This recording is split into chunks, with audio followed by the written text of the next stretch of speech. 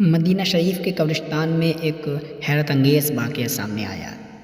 مدینہ شریف کے قبرستان میں جنت البقیع میں قبرستان سے ایک قبر سے باہر نکلی زندہ لڑکی۔ ایک دن پہلے ہی اس کی موت ہو چکی تھی، لیکن ایک دن بعد قبر میں اچانک اس کی آنکھ کھل گئی اور وہ پکارنے لگی، مجھے بچاؤ، مجھے بچاؤ، میں زندہ ہوں، مجھے باہر نکالو۔ دراصل معاملہ دوستو یہ کچھ اس پرکار سے ہوا تھا۔ روبینہ کی شادی، روبینہ مدینہ شریف میں رہنے والی، سعودی عرب میں رہنے والی لڑکی تھی۔ روبینہ کی شادی اس کے شوہر سے ہوئی تھی۔ 1 سال کے بعد روبینہ 3 ماہ کی حاملہ ہو چکی تھی، یعنی کہ پیٹ سے ہو چکی تھی۔ ایک دن کسی کام سے اپنے گھر سے باہر نکلی تو ٹھوکر کھا کر گر گئی۔ اس کو چکر آنے لگے۔ جب اس کے شوہر نے اس کی چیخ سنی، اس کے گڑگڑانے کی آواز سنی، فوراً باہر گیا اور دیکھا جا کر کے تو روبینہ بے ہوش پڑی تھی، بے ہوش سی تھی۔ اس کے منہ سے جھاگ نکل رہے تھے، اس کے منہ سے پتہ نہیں عجیب سے جھاگ نکل رہے تھے۔ وہ گھبرا کر فوراً ڈاکٹر کے پاس لے کر گیا تو ڈاکٹروں نے کچھ دیر ٹریٹمنٹ کرا، چیک اپ کیا اور دیکھنے کے بعد تو بتا دیا کہ یہ آپ کی بیوی فوت ہو چکی ہے، یعنی کہ ان کی موقع پر ہی موت ہو چکی ہے۔ انہوں نے ان کی روبینہ کی موت کی وجہ بتائی کہ اچانک سے ان کا دل جو ہوتا ہے وہ دھڑکنا بند ہو گیا، کام کرنا بند کر دیا اس نے، اس کی وجہ سے ان کی موت ہو گئی ہے۔ روبینہ کے شوہر نے اپنے گھر والوں کو اطلاع کی، روبینہ کے گھر والوں کو اطلاع کی، اور اطلاع کرنے کے بعد سارے لوگ آ چکے، انتظام کیا، دفینہ کیا، روبینہ کو دفن کر دیا قبر میں، اور دفن کرنے کے بعد سارے لوگ اپنے اپنے گھر چلے گئے۔ لیکن جب دوسرے دن روبینہ کا شوہر قبر پر صبح بعد نماز فجر فاتحہ خوانی پڑھنے گیا تو اس نے عجیب سا منظر دیکھا۔ اس نے محسوس کیا کہ قبر سے کچھ آہٹ اس کو آ رہی ہے، کچھ عجیب سی آوازیں اس کو آ رہی ہیں۔ اس نے کان لگا کر کے دیکھا تو کسی کے چیخنے کی آواز آ رہی تھی۔ اس نے فوراً اپنے گھر پر کال کیا اور روبینہ کے گھر پر بھی کال کیا، سب کو بلایا، اور قبرستان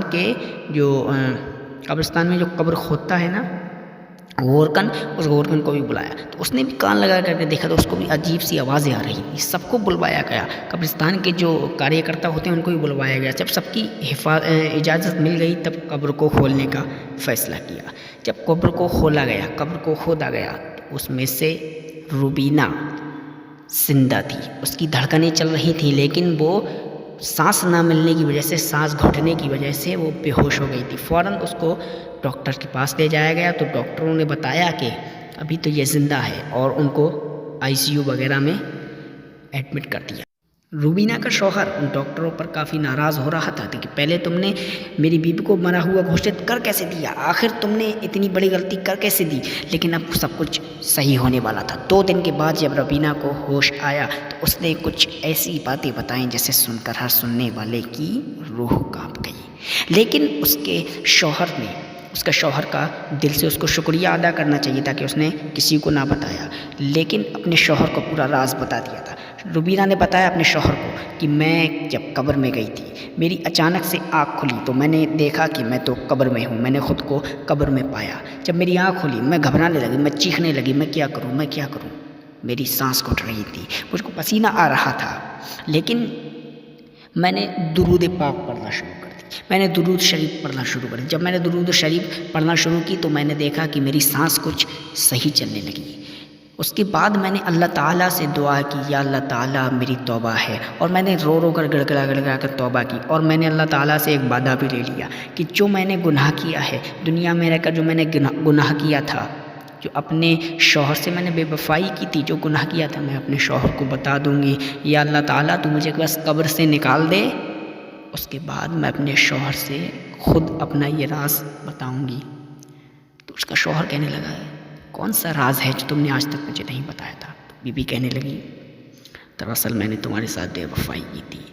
میری شادی سے پہلے میرے ایک کزن کے ساتھ میرا افیئر چل رہا تھا۔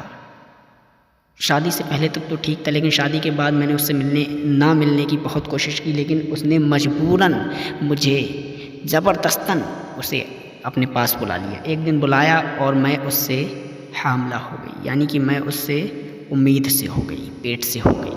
یہ جو بچہ میرے پیٹ میں ہے یہ تمہارا نہیں ہے، یہ ناجائز اولاد ہے تمہاری، یہ بچہ میرے کزن کا ہے، میں نے تمہیں راز بتا دیا، میں تمہاری گنہگار ہوں، میں نے تم سے بے وفائی کی ہے، میں نے تم سے اتنا بڑا جھوٹ چھپایا ہے، میں نے زنا کیا ہے، تمہاری گنہگار ہوں، اللہ تعالیٰ کی بھی گنہگار ہوں، اب تمہارے اوپر ہے، چاہے تو تم مجھے معاف کر سکتے ہو اور چاہو تو مجھے معاف نہ بھی کر سکتے ہو، کیونکہ میں تمہاری گنہگار ہوں، تمہاری مرضی ہے، چاہے معاف کرو چاہے نہ کرو، لیکن میں نے قبر کا منظر دیکھا ہے، میں قبر کا منظر دیکھ کر کے آئی ہوں، جتنی بھی زندگی اب میں گزاروں گی صرف توبہ میں گزاروں گی، اللہ تعالیٰ بس میری توبہ قبول کر لے، قبر کی اندھیری رات دیکھ کر کے آئی ہوں میں۔ جب ساری باتیں اس نے بتائی اپنے شوہر کو تو روبینہ کے شوہر نے اس کو معاف کر دیا، کہا میں تم سے سچی محبت کرتا ہوں اور میں نے تمہیں سچے دل سے معاف کر دیا۔